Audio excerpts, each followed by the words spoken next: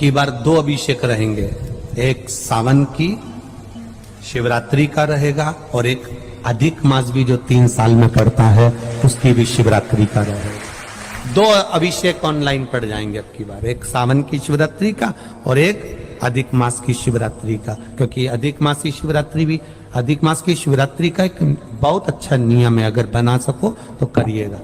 अधिक मास में जो शिवरात्रि आए प्रयास करना, अगर छोटी सी भी गुमठी लेकर बैठे हो, ठेला लगा रहे हो, व्यापार नहीं चल रहा, धन की कमी हो, पैसा नहीं हो, बहुत हताश हो गए हो, टेंशन में जिंदगी जी रहे हो, तो अधिक मास की शिवरात्रि मत छोड़ना। 5 दिए अधिक मास की शिवरात्रि पर जरूर लगाना। पहला शंकर मंदिर के द्वार पर, मतलब शिव मंदिर के बाहर। दूसरा बेलपत्री के वृक्ष के नीचे। तीसरा आंवले के वृक्ष के नीचे। चौथा नदी का घाट या कुएं का घाट या तालाब का घाट या सरोवर का घाट या आपके घर में कोई पानी का हंडा हो उसके पास में। और 5वां अपने दरवाजे की चौखट पर राइट हैंड में दिया अवश्य लगाएं। ये अधिक मास की शिवरात्रि पर जरूर करना। जिंदगी में कितना भी धक्का खा रहे हो गए, भगवान हाथ पकड़कर खींचकर बाहर कर ही देगा। शिव तत्व को जानो। अभी क्या चल रहा है? सावन। हमने पहले कथाओं में कहा, आप लोगों ने स्मरण में रखा होगा, 12 महीने शंकर जी को 1 लोटा जल चढ़ाओ, पर सावन के महीने में शंकर जी को जम के बोलो जरा, 2 लोटा जल चढ़ाओ। इस पुष्कर की ब्रह्मा शिव महापुराण की कथा का स्मरण करिएगा, थोड़ा सा ध्यान दीजिएगा। जैसे ये शिवलिंग है, ये जलाधारी है, ये यहां से जल नीचे जा रहा। जलाधारी का जो मुख होता है वो उत्तर की ओर हो जाता है, ठीक है, समझिएगा जरा। अब अगर मान लो लड़का 35 साल का हो गया, 36 साल का हो गया, बेटी की शादी नहीं हो रही, 35 साल हो गए, 36 साल हो गए, 40 साल हो गए, देवर देव की शादी नहीं हो रही है, किसी की शादी नहीं हो रही है, तो उसको समझना है, सावन के महीने में आप जो 2 लोटा जल लेकर जा रहे हो, उस जल को जहां जलाधारी से पानी बाहर बह रहा है, जहां जलाधारी से, जैसे ये शिवलिंग है, ये गोल जलाधारी, यहां से पानी बह रहा है, तो जल चढ़ाते समय जब आप जल को समर्पित करेंगे दोनों लोटे से, तो धार यहां से लगाते हुए धार को आपको इस शिवलिंग पर पूर्ण समर्पित करना है। कहां से चालू करेंगे? ये जलाधारी जो बनी हुई है अशोक सुंदरी का स्थान। किसके स्थान से?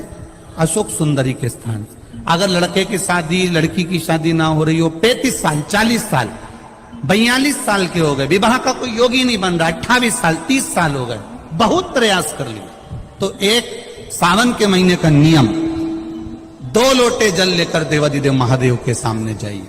यहां अशोक सुंदरी वाली जगह से दोनों धार एक साथ चढ़ाना प्रारंभ करिए और करते करते वो धार शंकर भगवान के शिवलिंग पर ले जाकर छोड़ दीजिए।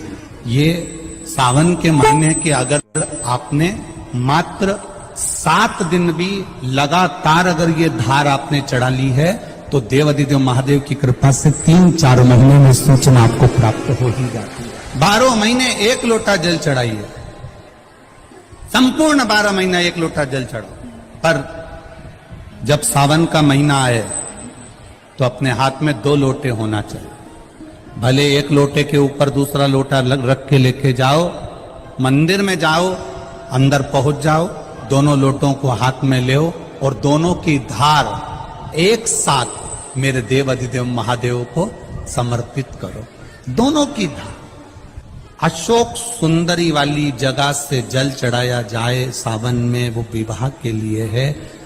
लग रहा है कोई बीमारी अपने शरीर में आने वाली है, डॉक्टर को दिखाने जाऊंगी, कोई तकलीफ बड़ी आने वाली है, कोई बड़ा रोग इस शरीर में ना आए, तो श्रावण के महीने में 3 जगह पर बेलपत्र, एक अशोक सुंदरी वाली जगह पर, जिसकी डंडी का मुख जहां से पानी बहता है वहां रहे। बहुत ध्यान से सुनना।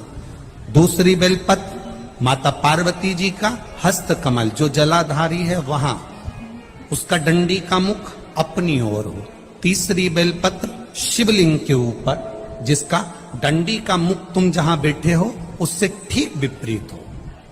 अगर आप यहां बैठे हो तो डंडी का मुख उधर हो, आप यहां बैठे हो तो डंडी का मुख उधर हो, अपने विपरीत में डंडी का मुख हो।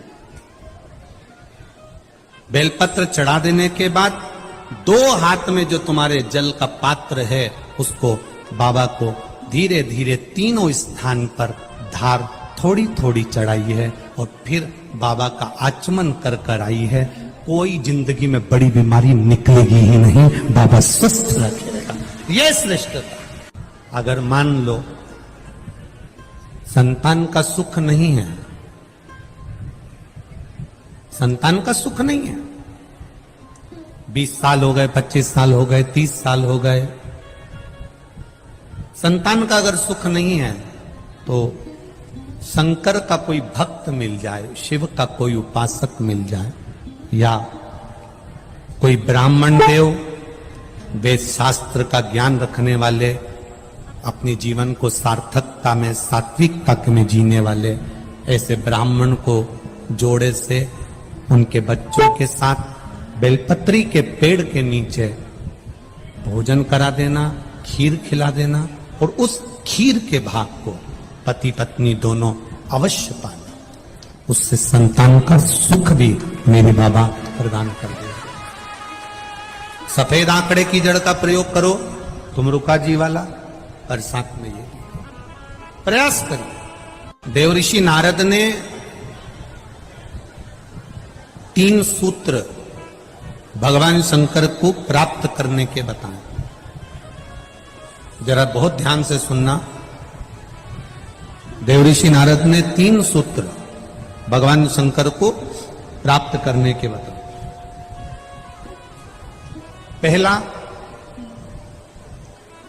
शिवालय तक जाइए, शंकर को रिझाने का प्रयास करिए। मंत्र चाहे नमः शिवाय जप लो, ओम नमः शिवाय जप लो, डीले कम करो, नमः शिवाय जपो, ओम नमः शिवाय जपो, चाहे श्री शिवाय नमस्तुभ्यम जपो, चाहे महामृत्युंजय मंत्र जपो, चाहे राम कहो, चाहे कृष्ण कहो, तुम्हारी मर्जी पड़े उसका भजन करो। दूसरा, कहीं अगर मौका मिल जाए, चाहे वो टीवी के सामने मिल रहा हो, मोबाइल पर मिल रहा हो, चाहे तुम्हारे नजदीक में कहीं शिव महापुराण की कथा हो रही हो, पंडाल में बैठकर या टीवी के मध्य बैठकर या मोबाइल के सम्मुख या टीवी के सम्मुख बैठकर शिव महापुराण की कथा को सुनो।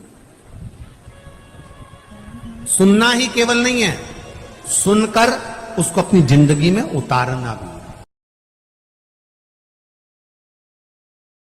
बच्चे को भगवान शंकर भिक्षुक बनकर, एक भिखारी का, एक भिक्षुक का रूप धारण कर कर उस बच्चे को गोदी में उठा लिए।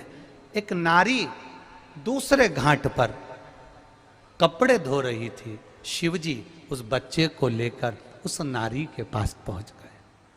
अब एक लोटे जल का महत्व देख लीजिए।